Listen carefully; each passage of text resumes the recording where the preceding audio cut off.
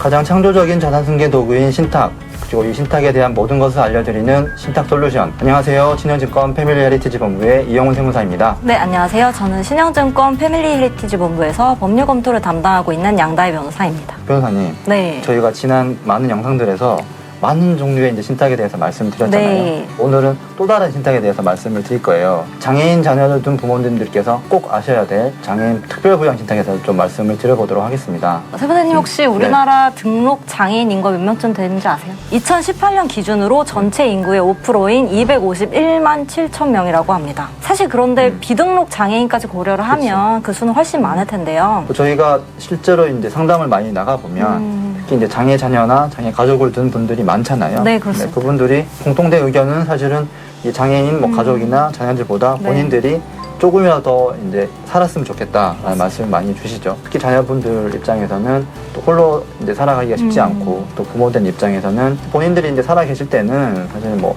경제적이든 육체적이든 뭐 정신적이든 다 지원을 하실 수 있지만 네. 혹시 부모님 또 먼저 돌아가시거나 하면 또 남겨진 이제 장애 자녀들이 걱정이 되잖아요. 그렇죠. 특히 부모님 입장에서는 자신의 사후에 특히 경제적인 측면에서 네. 자녀가 홀로서기를 할 수 있을지가 가장 걱정이 되실 텐데요. 네. 뭐 아무래도 스스로 뭐 재산을 관리하기 힘든 측면도 있고 네. 또 이제 주변에서도 이 물려받은 재산을 가지고 뭐 가로챈다든지 이런 네. 일이 굉장히 빈번하니까요. 장애인 자녀는 부모 사망 후에 이 유산 상속 과정에 있어서도 자신도 모르는 사이에 어느새 상속 포기 절차가 진행이 된다든지 그렇죠. 네. 또는 뭐 상속인으로서의 어떤 권리를 제대로 행사하기 어려운 경우가 뭐 왕왕 있습니다. 이런 가정들은 특히나 이제 부모님들 입장에서는 남겨진 뭐 자녀들을 위한 어떤 그 안전적인 생활이라든지 네. 경제적 지원을 위해서라도 이 상속 계획을 좀 꼼꼼히 세우실 필요가 있어요. 장애인 특별부양 신탁을 좀 활용을 하면 어느 정도는 뭐 장애인 자녀들의 생활적인 안정적인 네. 측면이라든지 혹은 또 뭐 경제적으로 독립성이라든지 이런 것들을 좀 유지시킬 수 있을 수 있을 것 같고요. 이어서는 뭐 세제 혜택까지 받을 수 있기 때문에 이러한 장애인 특별부양 신탁을 좀 고려를 하셨으면 좋겠는데요. 우선 장애인 부양 신탁은 장애인의 안정적인 생활 자금을 확보하는 게 가장 큰 목적이죠. 부모든 친척이든 또는 장애인 본인이 위탁자가 돼서 네. 금전이나 부동산과 같은 재산의 소유권을 수탁자에게 이전을 한 뒤에 네. 그 수탁자로 하여금 장애인을 위해서 신탁 재산을 관리하도록 하는 신탁입니다.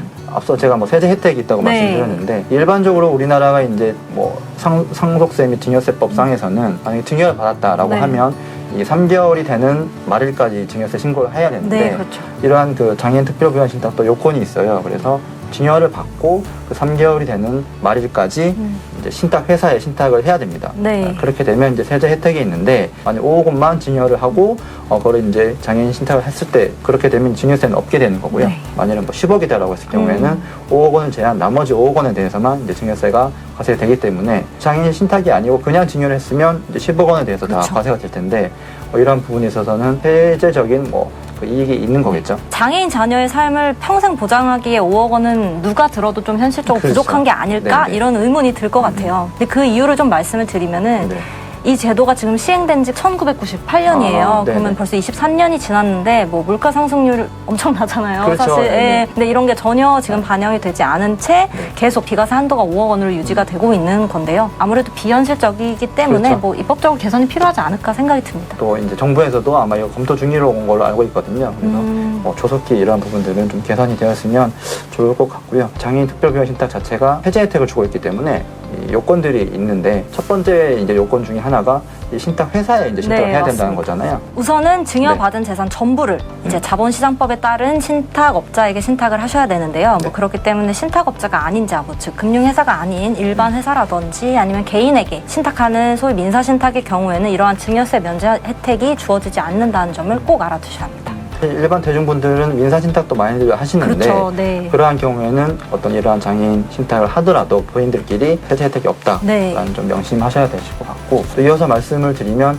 이런 세제 혜택을 주기 위해서는 하나는 이 신탁 기간 자체를 사실은 이 수익자인 그 장애인 자녀가 사망할 때까지 네. 쭉 유지가 돼야 된다는 요건이 있고 또 하나는 이 신탁의 이익 전부 자체를 이 장애인 자녀가 다 받아야지만 이러한 장애인 신탁 자체가 이제 완성이 됩니다. 네. 세제 혜택을 받을 수 있기 때문에 이러한 요건들이 뭐 하나라도 지켜지지 않으면 세제 혜택이 없고 뭐 비과세 받았던 증여세가 추징되기 때문에 네. 꼭 좀 확인하셔서 많이 이제 진행을 하고 싶은 분들은 좀 검토를 하셔야 될 것 같아요. 사실 이런 엄격한 요건이 궁극적으로 이제 장애인 본인을 어떻게 하면 가장 이렇게 최대한 도움을 줄 수 있을까? 그리고 또 최대한 생활의 안정을 실질적으로 보장할 수 있을까? 뭐 이런 고민에서 나온 것 같기는 한데 그렇기 때문에 이런 장애인 부양 신탁의 장점은 비단 세대 혜택에만 그치는 게 아니죠. 만약 유언대용 신탁이랑 결합을 하시게 되면 장애인 자녀의 홀로서기 자금도 마련하실 수가 있습니다. 그 방법으로는 뭐 주로 수익형 부동산인 상가나 아니면은 이 안전한 국채, 뭐 예금 형태로 저희한테 신탁을 하시고 뭐 여기서 발생하는 수익으로 장애인 자녀에게 이렇게 정기적으로 지급을 하는 그런 형태로 많이 진행이 되고 있죠. 신탁 회사들은 이 신탁법에서 규정된 바에 따라서 굉장히 엄격하게 관리가 되고 있잖아요. 그렇죠. 그래서 등기부상 소유권을 저희가 관리를 해준다는 점에서 뭐 장애인 자녀의 재산을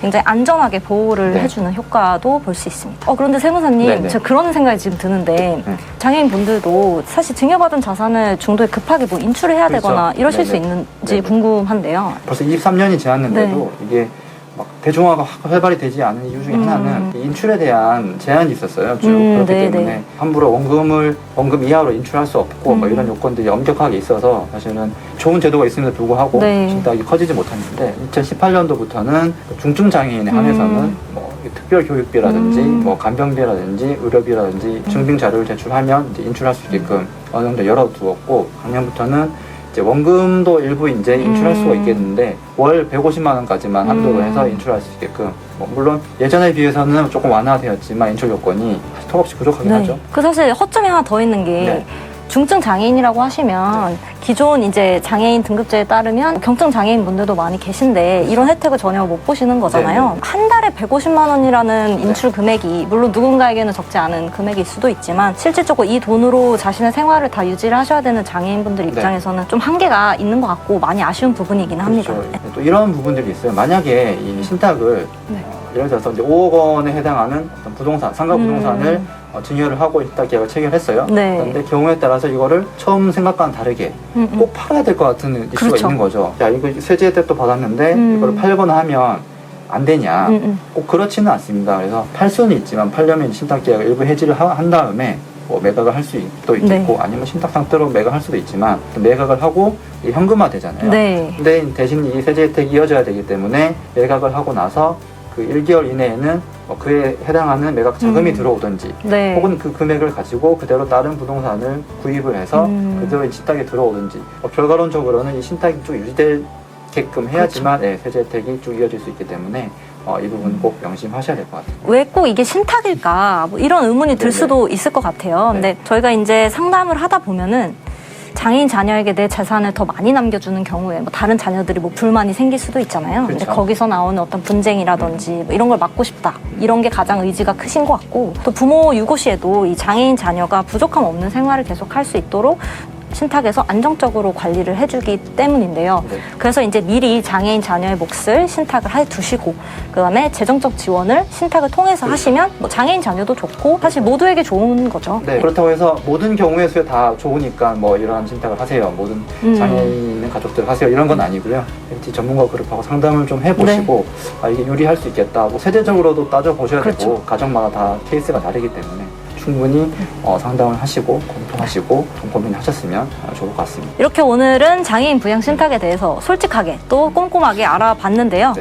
궁금하신 점이 있으시면 언제든지 저희 신영증권 패밀리 헤리티지 본부에 직접 문의를 주시면 좋을 것 같습니다. 좀 유선 상담이 좀 그렇다 하시는 분들은 뭐 댓글 달아주셔도 좋고요.